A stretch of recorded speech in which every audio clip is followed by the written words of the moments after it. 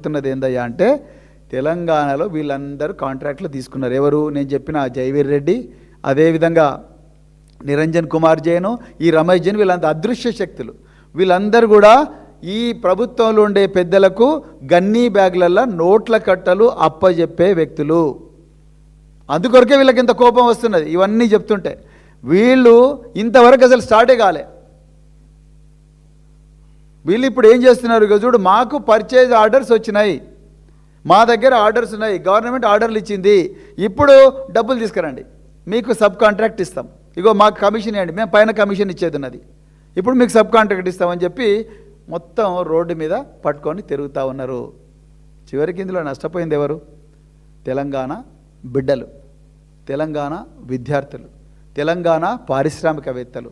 తెలంగాణలో ప్రభుత్వ ఉద్యోగాలు మాత్రమే కాదు, మా కష్టార్జితంతో మేము ఇండస్ట్రీస్ పెట్టుకొని తెలంగాణలో ఒక మంచిగా పని చేసుకుందాం, మా ఆత్మగౌరవంతో బతుకుదాం అనే వ్యక్తులు ఎవరైతే ఉన్నారో వాళ్ళందరూ ఈరోజు నష్టపోతూ ఉన్నారు. అందుకొరకే మేము మళ్ళీ చెప్తున్నాం, లక్ష్మణ్ కుమార్ గారు, అజరుద్దీన్ గారు, అదేవిధంగా పొన్నం ప్రభాకర్ గారు, దయచేసి మీరు మేము డేట్ కూడా ఇచ్చినాం, ప్లేస్ కూడా ఇచ్చినాం, దయచేసి మీరు ఆధారాలతో రండి, మేము కూడా ఆధారాలతో వస్తాం. మీరు చేవెళ్లలో ఏం చెప్పారు? కామారెడ్డిలో బీసీల కోసం ఏం చెప్పారు? చేవెళ్లలో ఎస్సీ ఎస్టీల కోసం ఏం చెప్పారు? మైనారిటీల కోసం 4,000 కోట్ల సప్లాన్ తీసుకొస్తామన్నారు. ఆ సప్లాన్ ప్రకారం ఎంతమందికి కాంట్రాక్ట్లు ఇచ్చారు? ఇవన్నీ కూడా దయచేసి మీరు తీసుకురావాలి. అదేవిధంగా ట్రంక్ బాక్స్, ఈ చింతామణి అంటే ఈ డ్రగ్స్ సప్లై చేసే చింతామణి గాడికి ఇంత ప్రేమ ఎందుకో నాకు ప్రభుత్వానికి అర్థం కాదు. ఈ డ్రగ్ సప్లై చేసే చింతామణికి ఇప్పుడు ట్రంక్ బాక్స్ టెండర్ ఇచ్చిండ్రు. నిజానికి చెప్పాలంటే ట్రంక్ బాక్స్లో అతను క్వాలిఫై అయ్యాడు, కానీ అతన్ని దొడ్డిదారిన అతను పోయి నాకు ఈ స్పెసిఫికేషన్ సరిపోతలేవంటే రాత్రి సెక్రటరియట్లో కూర్చున్న ఉన్నతాధికారి ఒక ఆయన మొత్తం కూడా స్పెసిఫికేషన్ చేంజ్ చేసి ఆయనకే వచ్చేటట్టుగా చూశారు.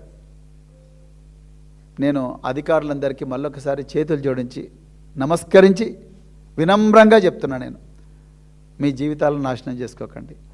బ్రదర్స్ అండ్ సిస్టర్స్, రేపు రేవంత్ రెడ్డి ఉండడు, రేపు ఈ ప్రభుత్వం ఉండదు, రేపు భారత రాష్ట్ర సమితి ప్రభుత్వం రాబోతున్నది. ఈ ఫైల్స్ అన్నిటి మీద కూడా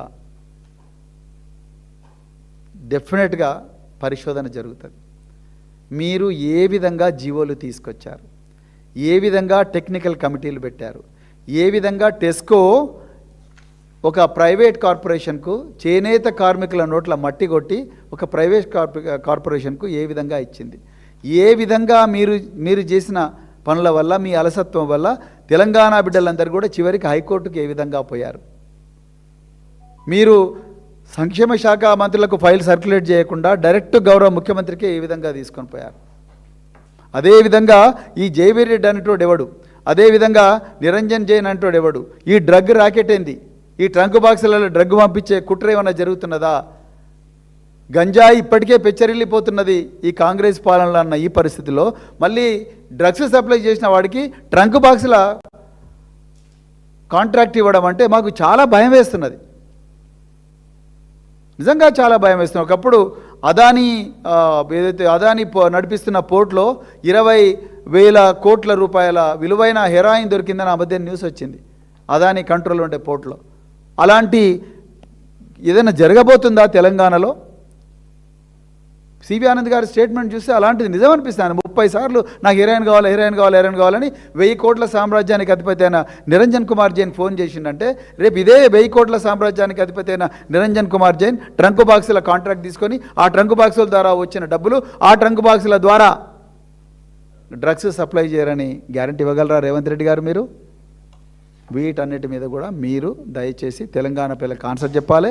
జూలై 2వ తారీఖు నాడు దయచేసి మీకు నిజంగా దమ్ముంటే అన్ని ఆధారాలతోని మేమందరం కూడా వస్తాం, దయచేసి రండి. ఈ విషయం చెప్పడం కోసమే ఈరోజు మేము ఈ ప్రెస్ కాన్ఫరెన్స్ పెట్టడం జరిగింది. మరి ఇంత నిజమైన ఇంత విలువైన సమాచారాన్ని తెలంగాణ ప్రజలకు అందించే ప్రయత్నం చేస్తున్న మీడియా మిత్రులందరికీ కూడా మరొకసారి చేతులు జోడించి నమస్కారం చెప్తూ, జై తెలంగాణ, జై కేసీఆర్. రెడీ ఉంటాం మేము అన్ని, మా దగ్గర ఉండే అన్ని ఆధారాలతోని మేము రెడీగా ఉంటాం. మేము మంత్రులు కూడా రమ్మంటున్నాం. రేపు 11 గంటలకు చెప్పాను కదా, మార్నింగ్ 11 గంటలకు మేము తప్పకుండా జూలై 2వ తారీఖు నాడు అది పోస్ట్పోన్ చేసుకోమని చెప్పండి. ఏమున్నది, ఇది ప్రజల ముందు సమాచారం పెట్టి ఇప్పుడు క్యాబినెట్ ఏమున్నది, క్యాబినెట్లో వాళ్ళు చేసిన దందలన్నీ ఫార్ములైజ్ చేసుకునే కార్యక్రమాలు ఉంటాయి. ఈ ప్రజల కోసం జరిగేది క్యాబినెట్ ఉంటాయి. ఇది ప్రజా క్యాబినెట్, అది దోపిడీ క్యాబినెట్. ప్రజా క్యాబినెట్గా రమ్మంటున్నాం, మీరు అందరూ రండి, మినిస్టర్లు అందరూ కూడా రండి, వచ్చి ప్రజల ముందర సమాచారం పెట్టండి. ఏ టెండర్ డాక్యుమెంట్ ఎందుకు, స్పెసిఫికేషన్ ఏ విధంగా తయారు చేశారు, మీరు చేవెళ్ళలో చెప్పింది ఏమిటి, మీరు అదేవిధంగా మరి కామారెడ్డిలో చెప్పింది ఏమిటి, మైనారిటీలకు చెప్పింది ఏమిటి, మీరు చేసింది ఏంటి, project monitoring unit note file కూడా తీసుకోండి. అందులో పొన్నం ప్రభాకర్ సిగ్నేచర్ ఉన్నదా లేదా, ఎందుకు లేదు పొన్నం ప్రభాకర్ సిగ్నేచరు? మరి project monitoring unit BC welfare కూడా సప్లై చేస్తుందిగా, మరి పొన్నం ప్రభాకర్ సిగ్నేచర్ ఎందుకు లేదు, ఆయన ఏం పాపం చేసిండు, దాని మీద కూడా కావాలి. అజరుద్దీన్ ఎందుకు సిగ్నేచర్ చేయలేదు, అడ్డూరు లక్ష్మణ్ కుమార్ ఏమైనా రాసిండా దాని మీద, దాని కింద సెక్రటరీ ఏం రాశారు? నిజంగా ప్రాజెక్ట్ మానిటరింగ్ యూనిట్ GO 17లో పెట్టినవన్నీ కూడా మీరు అమలు చేస్తున్నారా? గిరిజన కోఆపరేటివ్ కార్పొరేషన్కు ఎన్ని కాంట్రాక్ట్లు ఇచ్చారు, మహిళా సంక్షేమ సంఘాలకు, మహిళా స్వయం సహాయక సంఘాలకు ఎన్ని కాంట్రాక్ట్లు ఇచ్చారు, SC STలకు ఎన్ని కాంట్రాక్ట్లు ఇచ్చారు, బీసీలకు ఎన్ని కాంట్రాక్ట్లు, అవన్నీ ఆ రోజు ప్రజల ముందర సోమాజిగూడలో మేము వెయిట్ చేస్తుంటాం. రండి, మంచి కాఫీ కూడా ఇస్తాం మీకు. Thank you very much. జై తెలంగాణ. అవును, తగ్గించిండ్రు. అవును, తగ్గించినట్టు నాకు ఈయన రైటింగ్ ఇవ్వలేదు. నాకు మా విచిత్రం, తెలంగాణలో రేవంత్ రెడ్డి ప్రభుత్వం ఎట్లా పనిచేస్తుందో చూడండి. మా దగ్గర పనిచేసే డ్రైవర్కు ఫోన్ చేసి ఆ వెహికల్ తీసుకొని రమ్మన్నారు. నేను 26 సంవత్సరాలు ఈ దేశ రక్షణ కోసం భార్యా పిల్లల్ని వదిలేసి పనిచేసిన మిత్రులారా. నిజానికి ఒక్కరోజు పిల్లలతో కలిసి నిజంగా ఆనందంగా సినిమాకు కూడా పోలేదు. నేను 3 సార్లు నా మీద హత్యాయత్నం అయింది. పోలీసు వాళ్ళకి తెలుసు.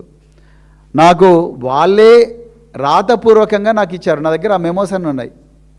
ఈరోజు నాతో ఈ మాట చెప్పించకూడదు ప్రభుత్వం. నేను తెలుగుదేశం హయాంలో పనిచేశాను ఆఫీసర్గా, కాంగ్రెస్ హయాంలో పనిచేశాను, బీఆర్ఎస్ హయాంలో కూడా నా ఆఫీసర్గా పనిచేసిన. ఏ రోజు కూడా నా భద్రతను వాళ్ళు తగ్గించలేదు. నేను 2021 జూలై 19 నాడు స్వచ్ఛందంగా పదవి విరమణ చేసిన. ఆ రోజు బీఆర్ఎస్ పార్టీ అధికారంలో ఉన్నది. వాళ్ళు ఒక్కరోజు కూడా ఒక కానిస్టేబుల్ తగ్గించలేదు, నా బీపీ కారు తీసుకురమ్మని చెప్పలేదు, ఎవ్వరికి కూడా ఒక మాట అనలేదు. మరి ఈరోజు సడన్గా మా కానిస్టేబుల్కి ఫోన్ చేసి మీ సారు కేటగిరీ తీసేసినాం, నువ్వు ఆ బండి తీసుకొని వాపసు వచ్చాయంటే ఇది ఏమన్నా ఒక గౌరవపదమైన, నేనేమన్నా దందాలు చేస్తున్నానా, లేకపోతే తిరుపతి రెడ్డి చేసినట్టు, కొండలరెడ్డి చేసినట్టు వాళ్ళకు సబ్మిషన్ గన్స్ ఇచ్చిండ్రు. నేను ఎవరో సార్ మీ తీసేసిండ్రు, పాపం మీరేమో జంగల్లో కోంబింగ్ చేస్తారు, టెర్రరిస్టులను ఇంట్రాగేట్ చేసిండ్రు, లేకపోతే వాళ్ళని చేసిండ్రు వీళ్ళని చేసిండ్రు, మీరేమో దేశ రక్షణ కోసం ప్రాణత్యాగానికి కూడా సిద్ధమై చేసిండ్రు. ఆయననేమో ఏమీ చేయలే, చుట్టూ హైదరాబాద్ చుట్టూన్న భూములన్నీ దందా చేస్తున్నారు. ఆయనకేమో 4 గన్మెన్, సబ్మెషిన్ గన్స్, మామూలు గన్మెన్ కాదు, సబ్మెషిన్ గన్స్ ఉన్న ఉజీ సబ్మెషిన్ గన్స్ ఉన్న ఇజ్రాయెల్ నుంచి దిగుమతి చేసుకొచ్చిన అధునాతనమైన మెషిన్ గన్స్ వారికి ఇచ్చారు. మరి ఆయన ఏదైనా చైర్మనా, లేకపోతే అజిత్ దోవల్ గారు లాగా తెలంగాణ స్టేట్ సెక్యూరిటీ అడ్వైజరా తిరుపతి రెడ్డి గారు? మరి వారికి ఇచ్చారు. మరి వారికి ఉన్న థ్రెట్ నాకెందుకు లేదు? మరి మా హోంమంత్రి రేవంత్ రెడ్డి గారిని చెప్పాలని కోరుకుంటున్నా. ఎగ్జాక్ట్లీ, చాలా మంచి ప్రశ్న అడిగారు, ధన్యవాదాలు ఈ ప్రశ్న అడిగినందుకు. ఎందుకు తగ్గించారంటే చూస్తున్నారు కదా మీరు. ఇప్పుడు నేను 2000 కోట్ల గురించి మాట్లాడాను, ఆధారాలను ముందర పెట్టే మాట్లాడాను. ఏదో పంచులు ఇవ్వడానికి ఇక్కడ రానది మీకు కూడా తెలుసు. నా దగ్గర అన్ని ఆధారాలు ఉన్నాయి. నేను ఓపెన్గా చెప్తున్నాను. తప్పు ఉంటే తప్పు చెప్తా, తప్పంటే నేను ఒప్పుకుంటా. నేను ఆధారాలతో సహా వీళ్ళ దుర్మార్గాలు బయట పెడుతున్నా. మొన్న బండి సంజయ్ గారి పుత్రరత్నమైన బండి సాయి భగీరథ్, ఆ బాబు 1 సంవత్సరం నుండి ఒక అమ్మాయిని ఘోరంగా అత్యాచారం చేస్తే దాని గురించి ఆధారాలతో సహా మీ ముందరే చట్టాన్ని ముందర పెట్టి నేను మాట్లాడాను. ఆ రోజు గౌరవ ముఖ్యమంత్రి హోంమంత్రి అయిన రేవంత్ రెడ్డి గారిని నేను ప్రశ్నించిన, అయ్యా రేవంత్ రెడ్డి గారు, మీకు బండి సంజయ్కి స్నేహం ఉంటే ఉండొచ్చు, ఆ మిత్రబంధాన్ని గౌరవించడం కోసం ఆ అమ్మాయి నోట్ల మట్టి కొట్టకండి, ఆ అమ్మాయి జీవితాన్ని నాశనం చేయకండి, నిందితుడిని అర్జెంటుగా అరెస్ట్ చేయండి అని రిక్వెస్ట్ చేసిన. ఆయనకు నచ్చలేదు. ఆయన కావాలని డ్రామా ఆడారు. నరేంద్ర మోడీ పోయిన తర్వాత ఒక లీక్ చేశాడు. లీక్ చేసి ఏదో సివి ఆనంద్ను అడిగినట్టు అదే చెప్పారు, కాలేదు.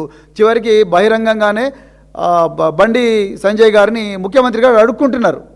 ఒక గౌరవ ముఖ్యమంత్రి, 10 లక్షల మంది పోలీసులకు బాస్ అయిన ముఖ్యమంత్రి రైడ్ చేసి తీసుకురావాల్సిన ఒక నిందితుడిని దయచేసి సరెండర్ చేయి బ్రదర్ అని చెప్పి అడుక్కుంటున్నారు. అది కరెక్ట్ కాదు ముఖ్యమంత్రి గారు అన్నాను నేను. ట్యాపింగ్ విషయంలో బీఆర్ఎస్ నాయకులను, ముఖ్యంగా తెలంగాణ తొలి ముఖ్యమంత్రి కేసీఆర్ గారిని, హరీష్ రావు గారిని, కేటీఆర్ గారిని, ఇంకా మిగతా నాయకులను అనవసరంగా ఇబ్బంది పెడుతున్నారు. ట్యాపింగ్ అనేది చట్టబద్ధమని నేను చెప్తున్నాను. ట్యాపింగ్ అనేది section 5 telegraph act, Indian telegraph act 1885 ప్రకారం ట్యాపింగ్ అనేది చట్టబద్ధమని మొదటి నుంచి మేము చెప్పుకుంటూ వస్తున్నాము. అది ట్యాపింగ్ ఏదో ఘోరం జరిగిపోయింది, నేరం జరిగిపోయింది. భారత ప్రభుత్వం నుంచి అన్ని రాష్ట్ర ప్రభుత్వాలు ట్యాపింగ్ చేస్తాయి. ఈ స్వాతంత్రం రాకముందు నుంచి కూడా ట్యాపింగ్ అనేది జరుగుతూ ఉన్నది. ఇవి మేము చెప్తున్నాం. రేవంత్ రెడ్డి గారికి అది నచ్చడం లేదు. ఇంకా అసలు ఆయన దోస్తైన బండి సంజయ్ గారి పుత్రుడి మీద మేము